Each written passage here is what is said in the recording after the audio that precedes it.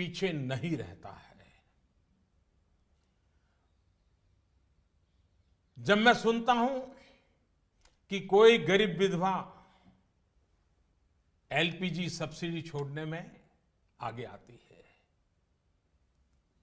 यह त्याग एक रिटायर्ड स्कूल टीचर में भी पाया जाता है जब वो पेंशन से स्वच्छ भारत कोष में अपना योगदान देने को आगे आता है। जब हम ये सुनते हैं कि गरीब आदिवासी मां बकरी बेचकर शौचालय बनाने के लिए पैसे लगा देती है, एक फौजी अपने गांव को स्वच्छ गांव बनाने के लिए 57,000 रुपए का दान देने के लिए आगे आता है। मैंने तो यह देखा है कि देश के सामान्य नागरिक की एक ही तमन्ना है कि वह कुछ भी कर गुजरने को तैयार है, बस देश का कल्याण हो।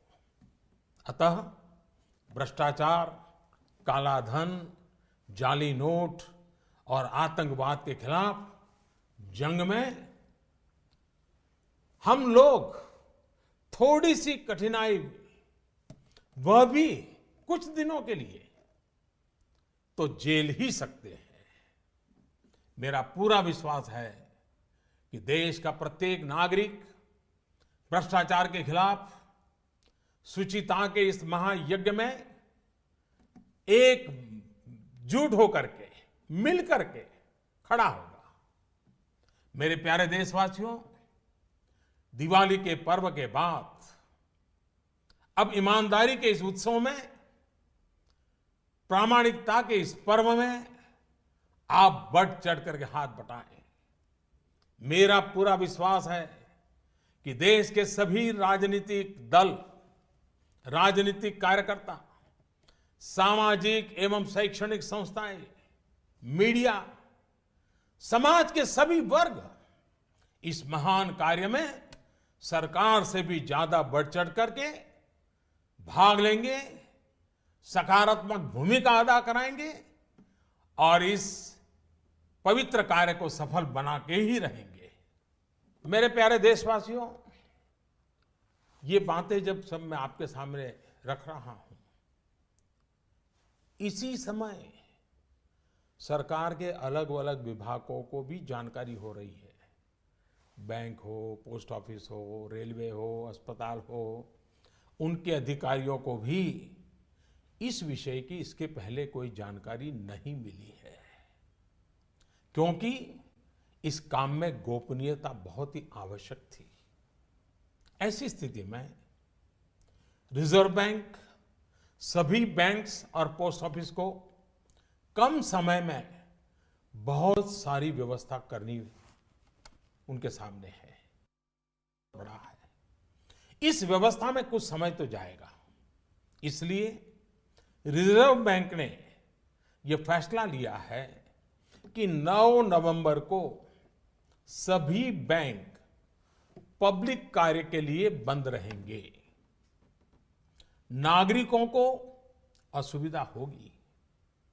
मेरा पूरा भरोसा है कि बैंक और पोस्ट ऑफिस के काम करने वाले सभी साथी देश हित में इस पवित्र कार्यक्रम को सफलतापूर्वक परिपूर्ण करेंगे। भूतकाल में उन्होंने ये करके दिखाया है। मेरा जनता जनार्दन से इतना ही आग्रह है कि सभी नागरिक धैर्य रखते हुए सभी बैंक्स और पोस्ट ऑफिस के अधिकारियों को सहयोग करें। यही मेरी उनसे आग्रहपूर्वक विनती है। बहनों और भाइयों, समय समय पर मुद्रा व्यवस्था को ध्यान में रखकर रिजर्व बैंक केंद्र सरकार की सहमति से नए अधिक मूल्य के नोटों को सर्कुलेशन में लाता रहा है। 2014 में रिजर्व बैंक ने 5,000 और 10,000 रुपए के करेंसी नोट का प्रस्ताव सरकार को भेजा था। जिसे हमारी सरकार ने विचार विमर्श के बाद अस्वीकार कर दिया था। अब इस पूरी प्रक्रिया में रिजर्व बैंक द्वारा 2000 रुपये के नए नोट के प्रस्ताव को स्वीकार किया गया है। पूरी तरह से नए तौर पर डिजाइन किए गए 500 रुपये और 2000 रुपये के नए नोट, नए करेंसी नोट अब सर्कुलेशन में लाया जाएगा। रिजर्व बैंक अपने पिछले अनुभवों को ध्यान में रखते हुए करेंसी सर्कुलेशन में अधिक मूल्यों के नोटों का हिस्सा अब एक सीमा के अंदर ही रहे, इसके लिए रिजर्व बैंक आवश्यक प्रबंध करेगा। अंत में मेरे प्यारे देशवासियों, मैं यह दोहराना चाहता हूं कि किसी देश के इतिहास में ऐसे क्षण आते हैं जब हर व्यक्ति यह महसूस करता है कि उसे भी उस क्षण का हिस्सा बनना है, उसे भी राष्ट्रहित में, राष्ट्र निर्माण में अपना योगदान देना है। परंतु ऐसे क्षण हर किसी की जिंदगी में गिने चुने ही आते हैं। आज समय हमें फिर से एक अवसर दे रहा है। हर सामान्य नागरिक भ्रष्टाचार, काला धन, जाली नोट के खिलाफ इस महायज्ञ में, इस लड़ाई में अपना योगदान दे सकता है। बहनों और भाइयों, आपसे इस प्रक्रिया में जितना सहयोग मिलेगा, शुद्धिकरण उतना ही सफल होगा। देश के लिए यह चिंता का कारण था कि भ्रष्टाचार और काले धन को जीवन का एक सहज हिस्सा मान लिया गया था। यह सोच आज हमारे राजनीतिक, सामाजिक और प्रशासनिक जीवन को दीमक की तरह खाए जा रहा है। शासन व्यवस्था का कोई भी अंग इस दीमक से अछूता नहीं है। समय समय पर हमने देखा है कि भारत के सामान्य जनमानस को अगर भ्रष्टाचार और कुछ दिनों की असुविधा में से एक को चुनना हो तो बेहिचक, मैं कहता हूं बेहिचक, मेरे देश का ईमानदार नागरिक असुविधा को तो चुनेगा, लेकिन भ्रष्टाचार को कदापि नहीं चुनेगा। आपसे मैं फिर एक बार आह्वान करता हूं कि आइए, जैसे आपने दिवाली के पर्व में अपने घर और आस पड़ोस की सफाई की, वैसे ही सफाई के काम को आगे बढ़ाते हुए हम इस महायज्ञ में अपनी भी कुछ आहुति डालकर इसे सफल बनाएं। इतने बड़े देश में इतनी बड़ी सफाई के महापर्व में असुविधा को ध्यान में न रखते हुए आइए सभी शुचिता की दिवाली मनाएं। पूरे विश्व को भारत की इस ईमानदारी का उत्सव दिखाएं। पूरे देश में प्रामाणिकता का पर्व मनाएं, जिससे भ्रष्टाचार पर लगाम लग सके, काले धन पर नकेल कस सके, जाली नोटों का खेल खेलने वालों को नेस्त नाबूद कर सके, जिससे कि देश का धन गरीबों के काम आ सके। हर ईमानदार नागरिक को देश की संपन्नता में उसकी उचित हिस्सेदारी मिल सके। आने वाली पीढ़ी गर्व से अपना जीवन जी सके। मैं आप सबके सहयोग के लिए पूरे विश्वास के साथ 125 करोड़ देशवासियों की मदद से भ्रष्टाचार के खिलाफ इस लड़ाई को और आगे ले जाना चाहता हूं। मुझे विश्वास है आपका साथ, आपका सहयोग हमारी आने वाली पीढ़ियों के लिए प्रेरक बनेगा। मैं फिर एक बार आपका हृदय से बहुत बहुत आभार व्यक्त करता हूं। भारत माता की जय। मेरे प्यारे देशवासियों, I hope you ended the festive season of Diwali with joy and new hope. Today, I'll be speaking to you about some critical issues and important decisions. Today, I want to make a special request to all of you. You may recall that economic situation in May 2014 when you entrusted us with an honors responsibility. In the context of BRICS, it was being said that the eye in BRICS was shaky. Since then, we had 2 years of a severe drought. Yet, in the last 2.5 years, with the support of 125 crore Indians, India has become the bright spot in the global economy. It is not just we who are saying this. It is being stated by the International Monetary Fund and the World Bank. In this effort for development, our motto has been Sabka Saath, Sabka Vikas.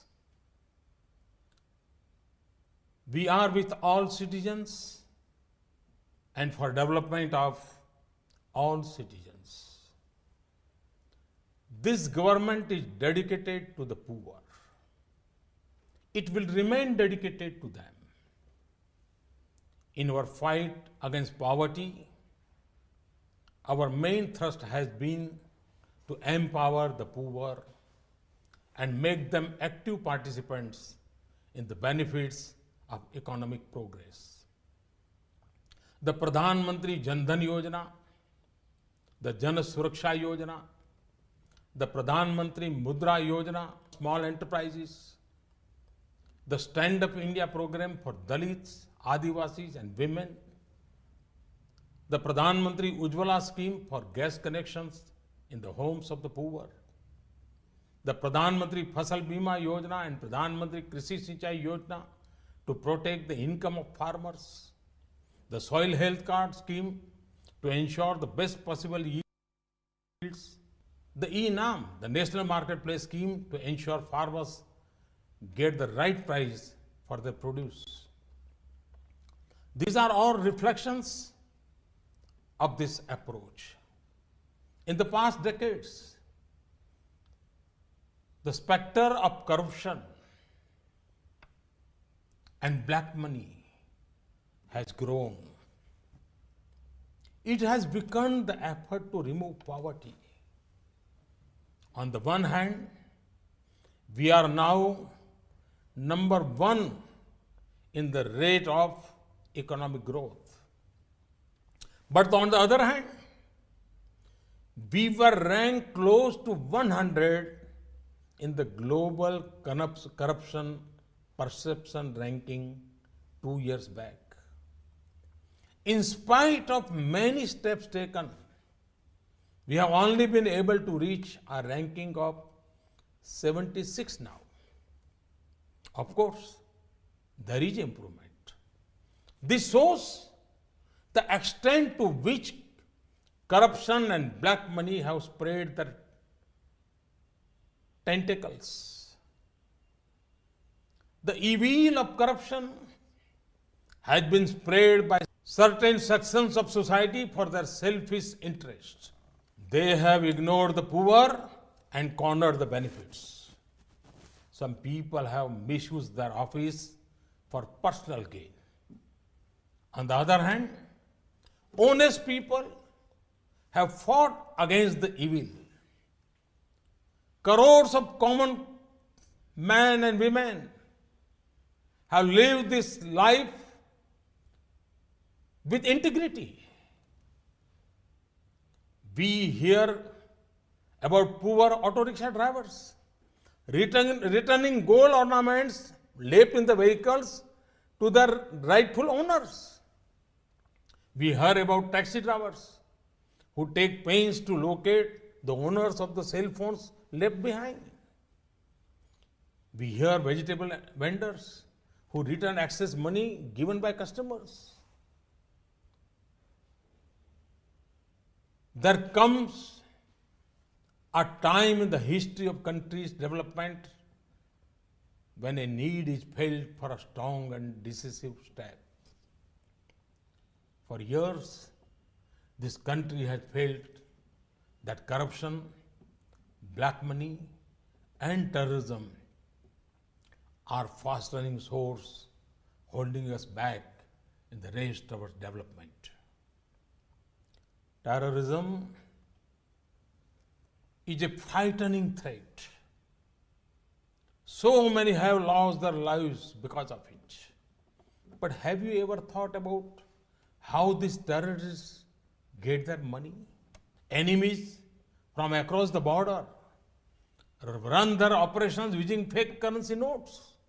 This has been going on for years.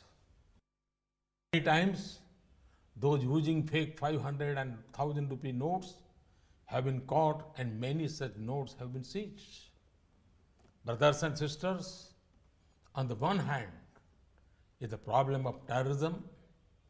On the other hand is the challenge posed by corruption and black money.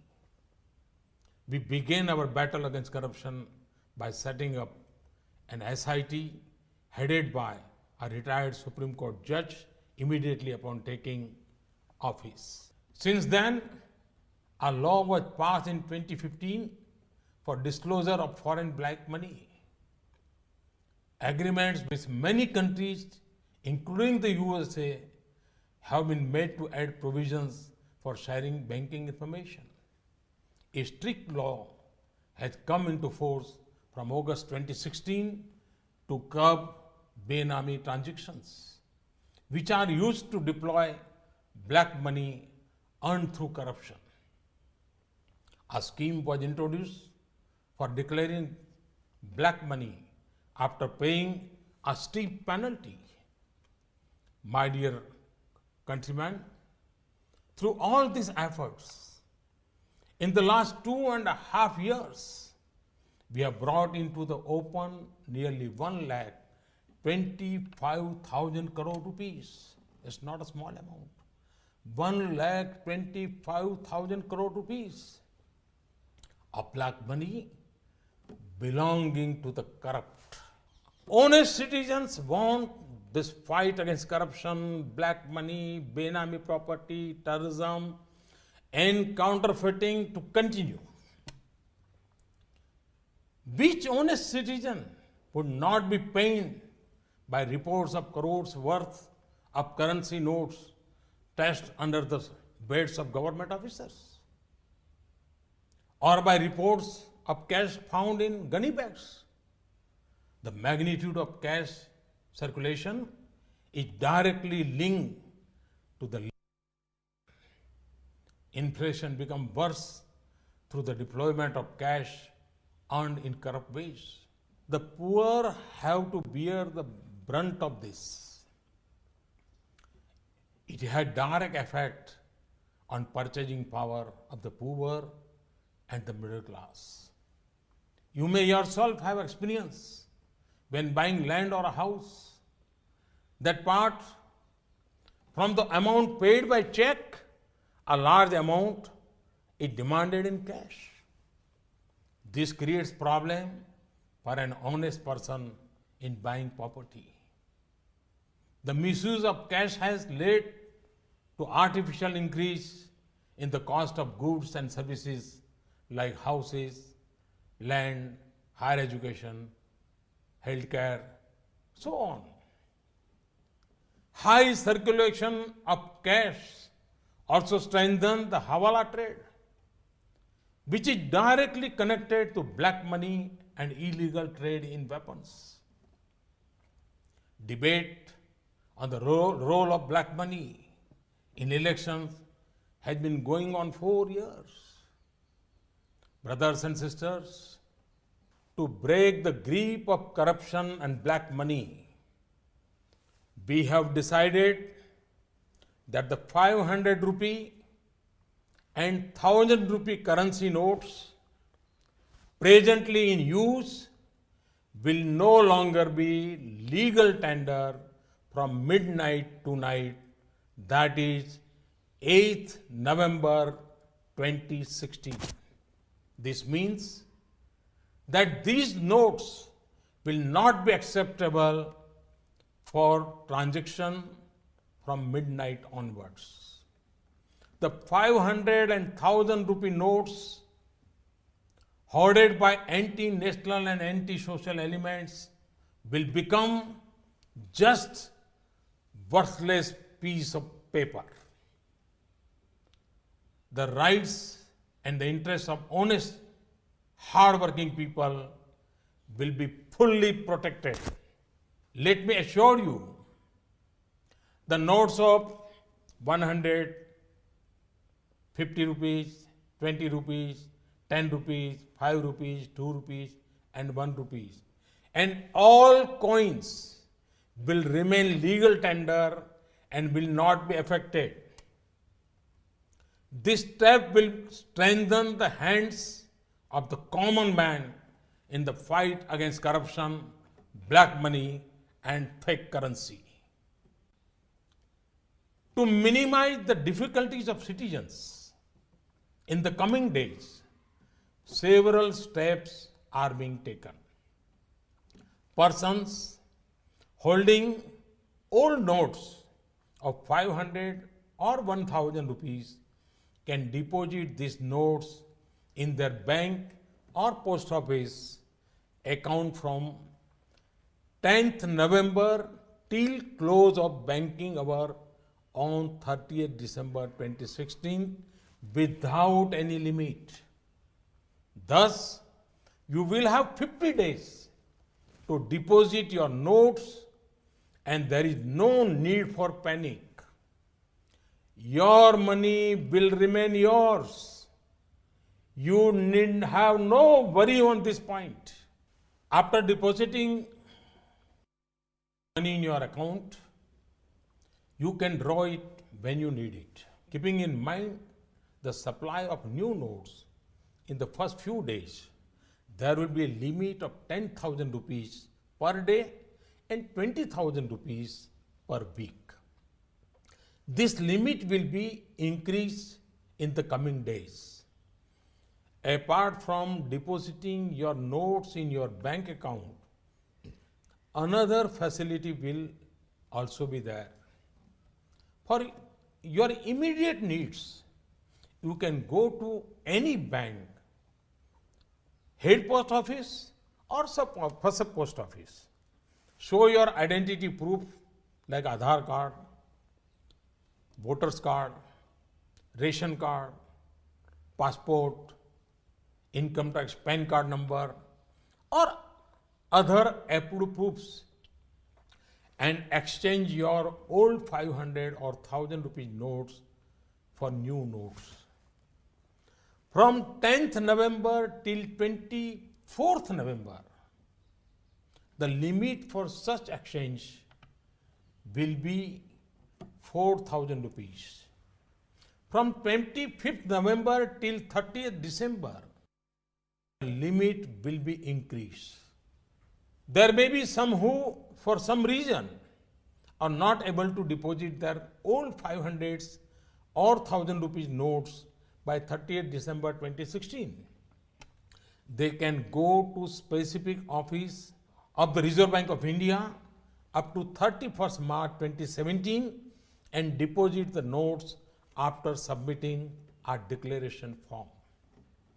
On 9th November and in some places on 10th November also, ATM will not work. In the first few days, there will be a limit of 2,000 rupees per day per card. This will be raised to 4,000 rupees later. 500 and 1,000 rupees notes will not be legal tender from midnight. However, for humanitarian reasons, to reduce hardship to citizens, some special arrangements have been made for the first 72 hours, that is till midnight on 11th November. During this period, government hospitals will continue to accept 500 and 1,000 rupee notes for payment. This is for the benefit of those families whose members may be unwell. Pharmacies in government hospitals will also accept these notes for buying medicines with doctor's prescription. For 72 hours, till midnight on 11th November, railway ticket bookings counters, ticket counters of government buses, and airline ticket counters at airports will accept the old notes for purchase of tickets. This is for the benefit of those who may be traveling at this time. For 72 hours, 500 and 1,000 rupees notes will be accepted also at petrol, diesel and CNG gas stations, authorized by public sector oil companies, consumer cooperative stores authorized by state or central government, milk booths authorized by state governments, crematoria and burial grounds. These outlets will have to keep proper records of stock and collections. Arrangements will be made at international airports for arriving and departing passengers who have 500 or 1,000 rupee notes for not more than 5,000 rupees to exchange them for new notes or other legal tender. One more thing I would like to mention. I want to stress that in this entire exercise, there is no restriction of any kind on non-cash payment by checks, demand drafts, debit or credit cards, and electronic fund transfer. Brothers and sisters, in spite of all these efforts, there may be temporary hardship to be faced by honest citizens. Experience tells us that ordinary citizens are always ready to make sacrifices and face difficulties for the benefit of the nation.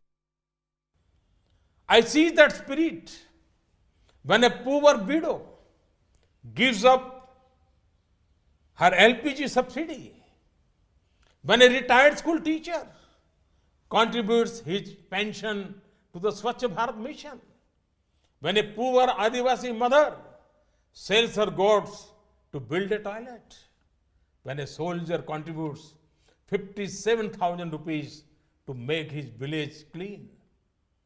I have seen that the ordinary citizen has the determination to do anything if it will lead to the country's progress. So, in this fight against corruption, black money, fake currency, fake notes, and terrorism, in this movement for purifying our country, will our people not put up with difficulties for some days? Have full confidence that every citizen will stand up and participate in this Mahayagna. My dear countrymen, after the festivity of Diwali, Now join the nation and extend your hand in this ईमानदारी का उत्सव, this प्रामाणिकता का पर्व, this celebration of integrity, this festival of credibility. I'm sure that all political parties, all governments, social services organizations, the media, and indeed all sections of society will take part in this with enthusiasm and make it a success. My dear countrymen, secrecy was essential. It is only now, as I speak to you, that various agencies like banks, post office, railways, hospitals, and others are being informed. The Reserve Bank, banks, and post offices have to make many arrangements at very short notice. Obviously, time will be needed.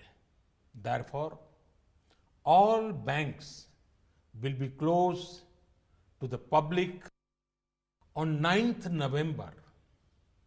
This may cause some hardship to you. I have full faith that banks and post offices will successfully carry out this great task of national importance.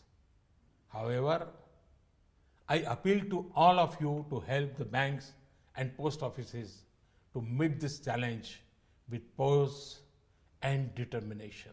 My dear citizens, from time to time, based on currency needs, the Reserve Bank, with the approval of the central government, brings out new notes of higher value. In 2014, the Reserve Bank sent a recommendation for issue of 5,000 and 10,000 rupee notes. After careful consideration, this was not accepted. Now, as part of this exercise, RBI's, Reserve Bank's recommendation to issue 2,000 rupees notes has been accepted. New notes of 500 rupees and 2,000 rupees with completely new design will be introduced. Based on past experience, the Reserve Bank will hereafter make arrangements to limit the share of high denomination notes in the total currency in circulation. In country's history, there come moments when every person feels he too should be the part of that moment, that he too should make his contribution to the country's progress. Such moments come but rarely.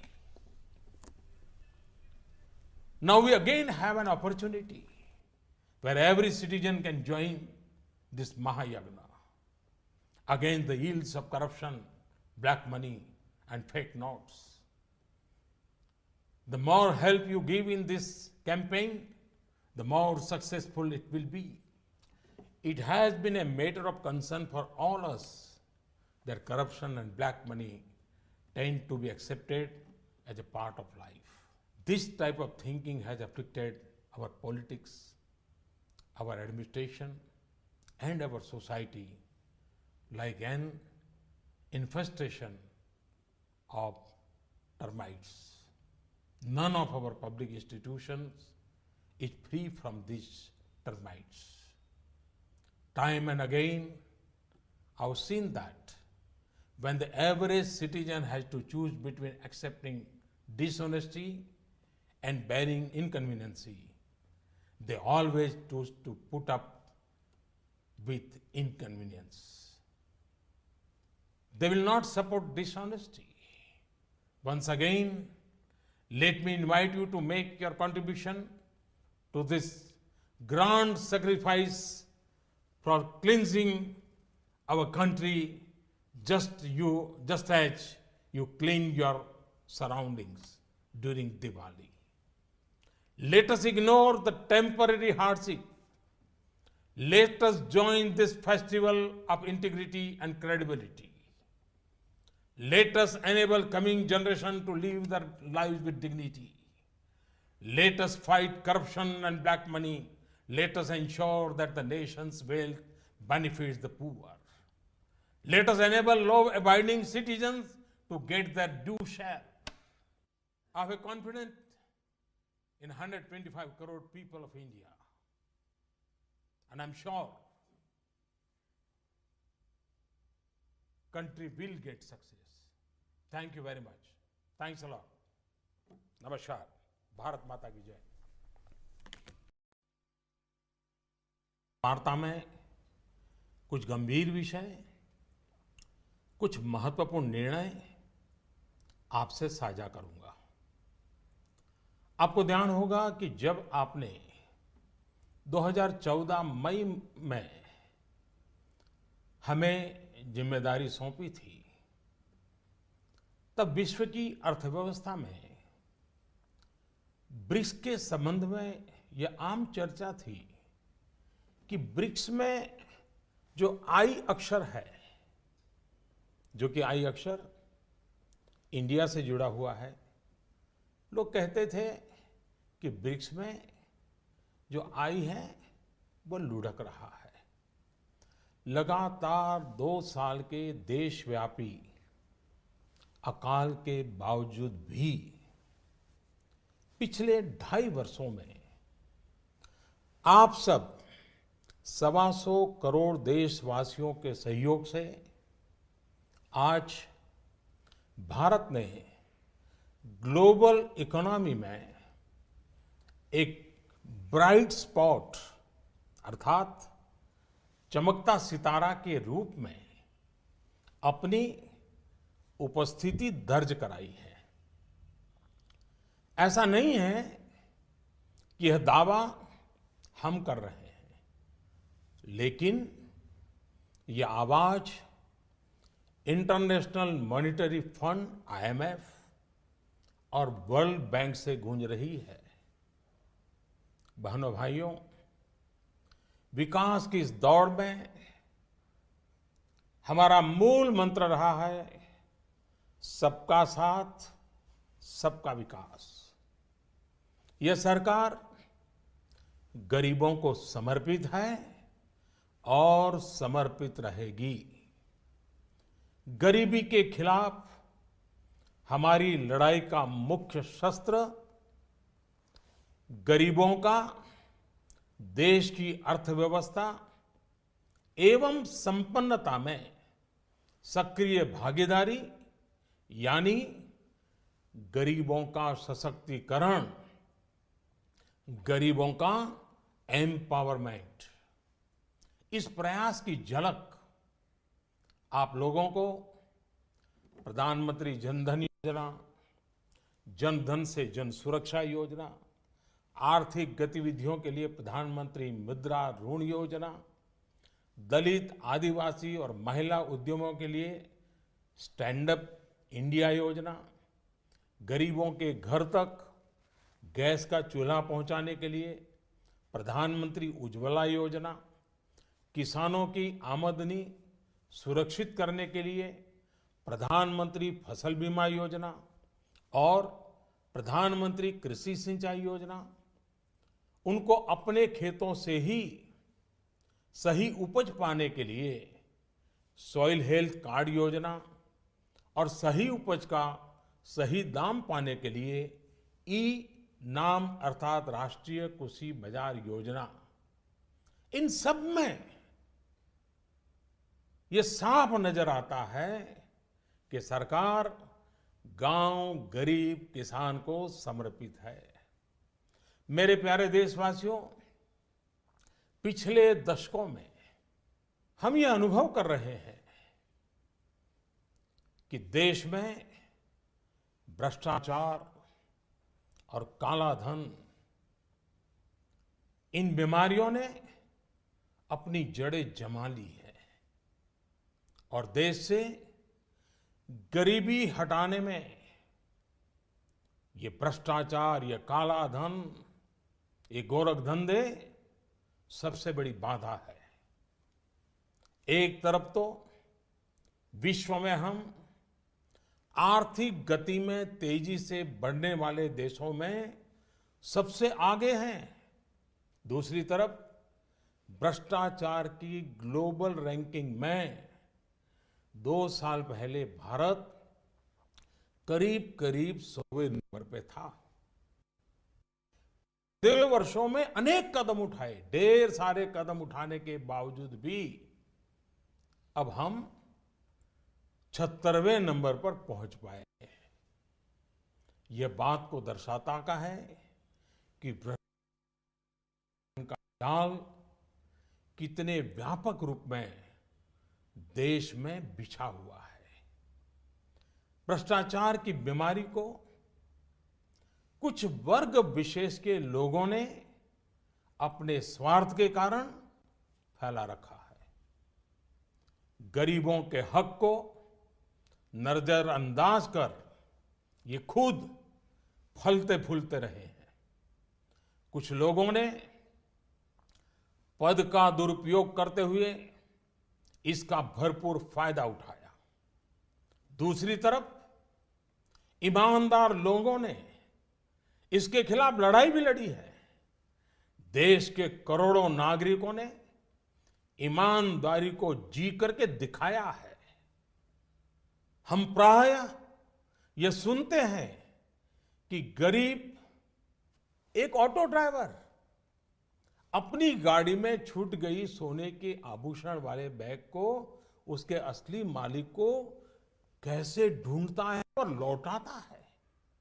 कई बार हम सुनते हैं कि कोई taxi driver यात्रियों का कुछ सामान अगर छूट जाता है, मोबाइल फोन रह जाता है, तो अपने खर्चे से उनको ढूंढने जाता है और पहुंचा देता है।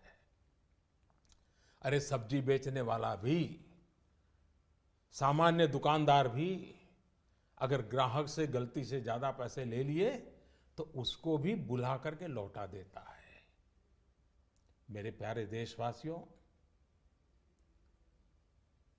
इस बात का ये सबूत है कि हिंदुस्तान का सामान्य से सामान्य नागरिक ईमानदार है।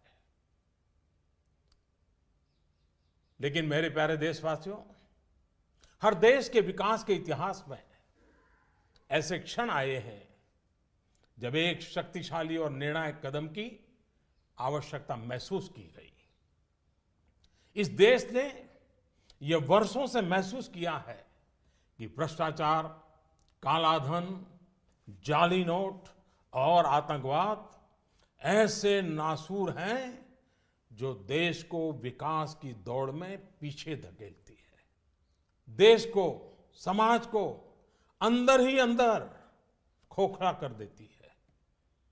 मेरे प्यारे देशवासियों, आतंकवाद की भयानक तो कौन नहीं जानता है। कितने निर्दोष लोगों को मौत के घाट उतार दिया जाता है। लेकिन क्या आपने सोचा है कि इन आतंकियों को पैसा कहां से मुहैया होता है? सीमा पार के हमारे शत्रु जाली नोटों के जरिए, नकली नोटों के जरिए अपना धंधा भारत में चलाते हैं और यह सालों से चल रहा है। अनेक बार 500 और 1000 रुपये की जाली नोटों का कारोबार इसके करने वाले भी पकड़े गए हैं। लाखों करोड़ों की नोटें भी जब्त की गई हैं। बहनों भाइयों, एक तरफ आतंकवाद और जाली नोटों का जाल देश को तबाह कर रहा है, दूसरी ओर भ्रष्टाचार और काले धन की चुनौती देश के सामने बनी हुई है।